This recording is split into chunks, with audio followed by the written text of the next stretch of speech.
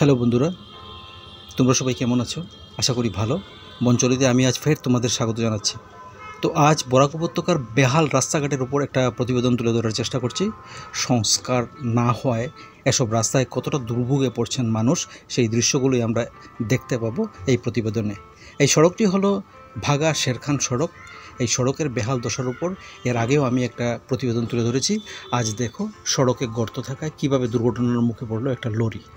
ঘটনাস্থল ভাগাবাজার থেকে প্রায় 5 কিলোমিটার দূরে জামালপুর এলাকায়।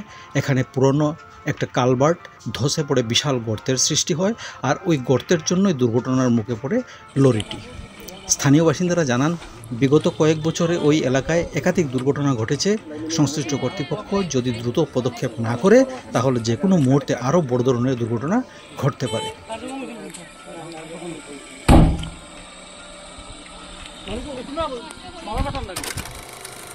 এবার চলো দ্বিতীয় ছবিটা দেখি।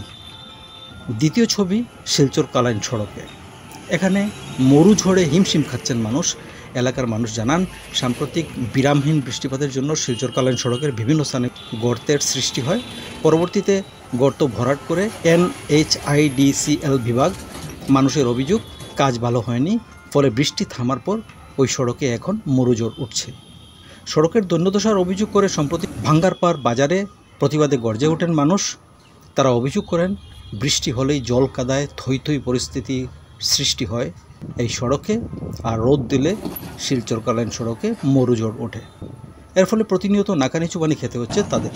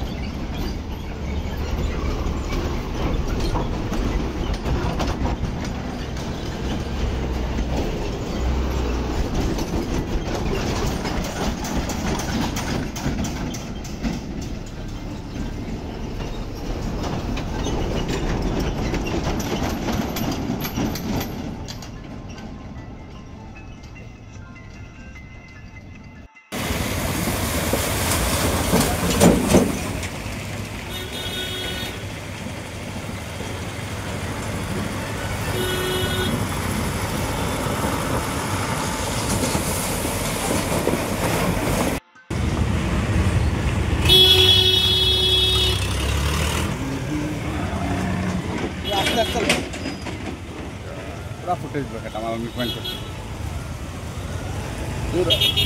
माझ्या माताजी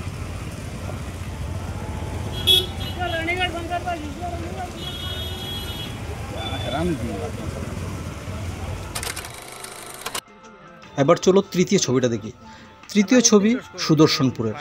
পূর্ব হাইলাকান্দির সুদর্শনপুর গ্রাম পঞ্চায়েতে MGNREGA প্রকল্পের আওতায় একটি রাস্তা নির্মাণের ব্যাপক দুর্নীতির অভিযোগ উঠেছে। এর ফলে ওই রাস্তা ধরে চলাচল করতে পারছেন না মানুষ।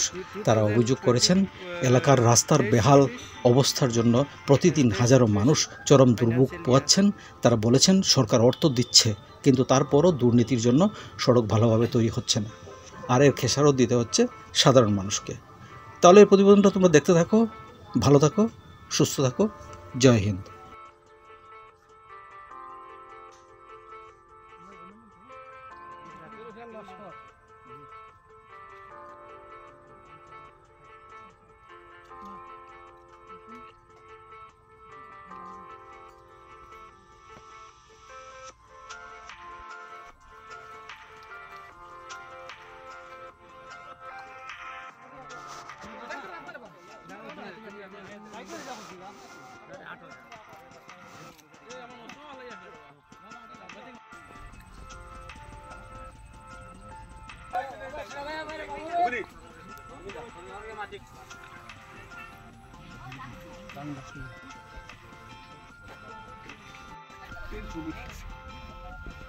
এই রাস্তা নিয়ে ডিডি স্যারের কাছে একটা কমপ্লেন করছি যে এই রাস্তার 7,37,000 টাকা উঠা হয়েছে, যে টাকাটার কোনো একটা কাজ নাই, যার কারণে আমরা ডিসিত কমপ্লেন করছি। এটা মানে ইনকোয়ারির লাগিয়া এই রাস্তার দিক দিয়ে অন্তত পক্ষে 15 থেকে 20,000 মানুষ আওয়া যাওয়া করে। বাচ্চারা আছে, স্কুল আছে, কলেজ আছে। সদরসুলপুর পার্ট 3 পাতারি গ্রাম বায়া হাউস অফ আনামুদ্দিন বড়বইয়া মাহমুদ আলী লস্কর হাউসবার 0422 002003। কি দাবি জানান?